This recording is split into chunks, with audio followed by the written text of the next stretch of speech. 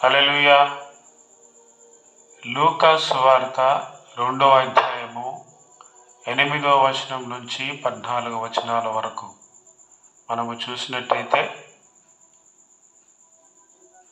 గొర్రెల కాపరులు వారి మందను కాచుకొనిచున్నప్పుడు ప్రభువు యొక్క మహిమ వారి చుట్టూ ప్రకాశించినందున వారు భయపడినారు.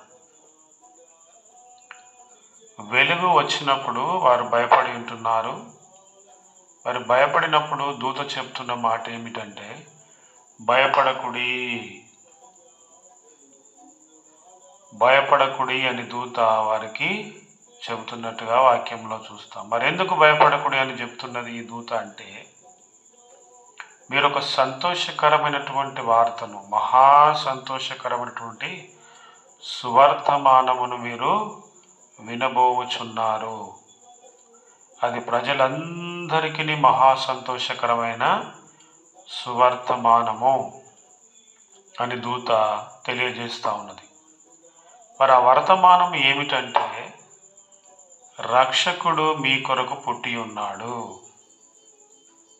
అని ఆ దూత తెలియజేస్తూ ఉన్నది.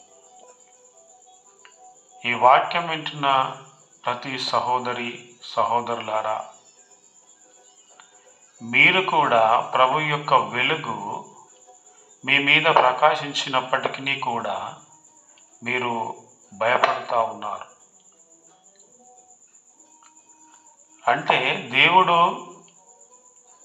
యొక్క వెలుగు మీలో ఉన్నప్పటికీ, మీకు ఉన్నప్పటికీ కూడా మీరు భయపడుతున్నారు. ఏ విషయంలో మనము భయపడుతున్నామంటే,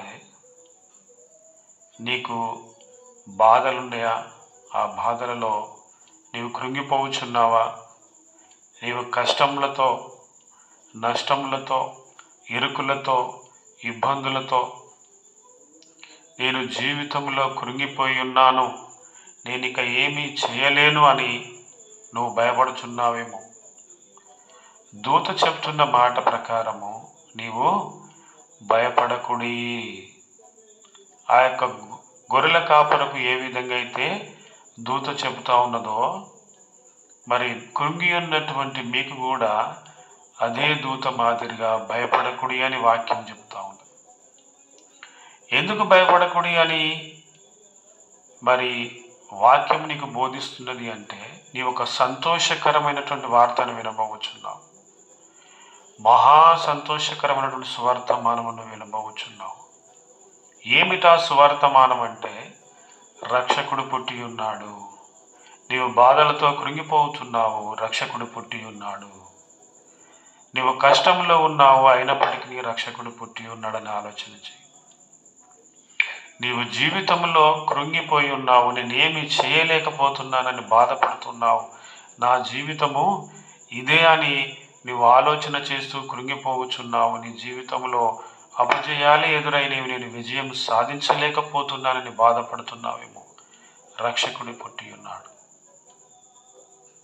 ప్రియ సహోదరి సహోదరులారా, మీరు ఆలోచించుకోవాల్సిన అవసరం ఏమి లేదంటే, నీ బాధలలోనో, కష్టములలోనో, నష్టములలోనో, ఇరుకులలోనో, ఇబ్బందులలోనో నువ్వు కృంగిపోయినప్పుడు, నువ్వు బాధపడుచున్నప్పుడు, నీవు ఓడిపోయినప్పుడు, నిన్ను నిలబెట్టేవాడు, నీకు విజయం ఇచ్చేవాడు, నిన్ను కాపాడేవాడు, నిన్ను నడిపించేవాడు రక్షకుడు పుట్టి ఉన్నాడు. ఆ రక్షకుడే నిన్ను రక్షించడానికి పుట్టి ఉన్నాడు అనే విషయము నీవు మరచిపోకుండా ఆ రక్షకుని యొక్క వెలుగును నీవు గుర్తించాలి. రక్షకుడు నా కొరకు పుట్టి ఉన్నాడు, నా బాధలలో నెమ్మదినిచ్చేవాడు నా రక్షకుడే, నా కష్టములో సంతోషం ఇచ్చేవాడు నా రక్షకుడే, నేను ఓడిపోవచ్చున్నప్పుడు నాకు విజయం ఇచ్చేవాడు నా రక్షకుడే, నాకు మహా సంతోషాలను ఇచ్చేటటువంటి వాడు నా రక్షకుడే, నాకు మంచి వార్తలను, ఒక సువర్తమానమును కూడా నాకు ఇచ్చేవాడు, వినిపించేవాడు. అటు వార్తలను నాకు నా జీవితంలో నేను ప్రతి విషయంలో కృంగిపోయినప్పుడు నన్ను నిలబెట్టేవాడు ఆయనే నా రక్షకుడే అని నువ్వు గుర్తించవలసిన అవసరం ఉన్నది. ఇంకొక విషయము, మనము ప్రాముఖ్యమైన విషయం తెలుసుకోవాల్సిన అవసరం ఉన్నది. ఆయన రక్షకుడు తప్పకుండా రక్షిస్తాడు. ఆ విషయం గుర్తుపెట్టుకోవాలి. మరియు 14వ వచనంలో దేవుడంటే ఇష్టపడేవారు మనమందరమై ఉంటా ఉన్నాం. దేవుని ఇష్టపడేవారు అందరూ, దేవుణ్ణి ఇష్టపడేవారు చాలామంది ఉన్నారు. ఇష్టపడని వారు అంటూ ఎవరూ లేరు. కానీ అక్కడ రాయబడి ఉన్న మాట ఏంటంటే, ఆయన ఎవరినైతే ఇష్టపడుతున్నారో వారికి భూమి మీద సమాధానము అని ఉన్నది. ఆయనను అందరు ఇష్టపడుతున్నారు, ప్రతి ఒక్కరు ఇష్టపడుతున్నారు. కానీ ఆయన ఇష్టపడే విధంగా, ఆయన నిన్ను ఇష్టపడే విధంగా, నన్ను ఇష్టపడే విధంగా, మనం అందరినీ ఇష్టపడే విధంగా మనం ఉంటున్నామా? సహోదరుడా, నీ ఉంటున్నావా దేవుడిని ఇష్టపడే విధంగా? దేవుడు నిన్ను ఇష్టపడే విధంగా నీవు ఉంటున్నావా? ప్రియ సహోదరి, దేవుడు నిన్ను ఇష్టపడే విధంగా నీవు ఉంటున్నావా? దేవుని నువ్వు ఇష్టపడుతున్నావు, కానీ దేవుడు నిన్ను ఇష్టపడుతున్నాడు. ప్రియ సేవకుడా, ప్రియ క్రైస్తవుడా, ప్రతి ఒక్కరు, అక్క, చెల్లి, తమ్ముడు, అమ్మ, ప్రతి ఒక్కరు కూడా దేవుని నువ్వు ఇష్టపడుతున్నావు, కానీ దేవుడు నిన్ను ఇష్టపడుతున్నాడా?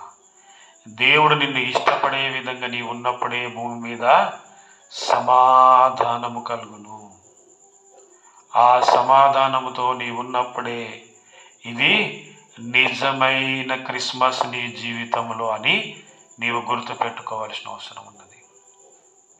దేవుడు నిన్ను ఇష్టపడుతున్నాడంటే దేవుని యొక్క వెలుగు నీలో ఉన్నట్టు, నీవు భయపడకుండా రక్షకుడు నిన్ను రక్షించడానికి మరి నా కోసమే వచ్చిన నువ్వు గుర్తించి నీవు సమాధానముగా ఈ క్రిస్మస్ సందర్భంగా నీవు భూమి మీద సమాధానముగా ఉండెదవు. అదే నీ జీవితంలో నిజమైన క్రిస్మస్ అని ఈ క్రిస్మస్ సందర్భంగా నేను తెలియజేస్తూ ఉన్నాను. వాక్యం తెలియజేస్తూ ఉన్నది. నా ద్వారా దేవుడు మీ అందరికీ తెలియజేస్తూ ఉన్నాడు. ఇటు వాక్యమును దేవుడు మన వినికిడిలో విన్న వారందరినీ కూడా దీవించి ఆశీర్వించి క్రిస్మస్ సందర్భంగా మిమ్మలను ఆశీర్వదించునుగాక. Amen, amen, amen. హల్లెలూయా.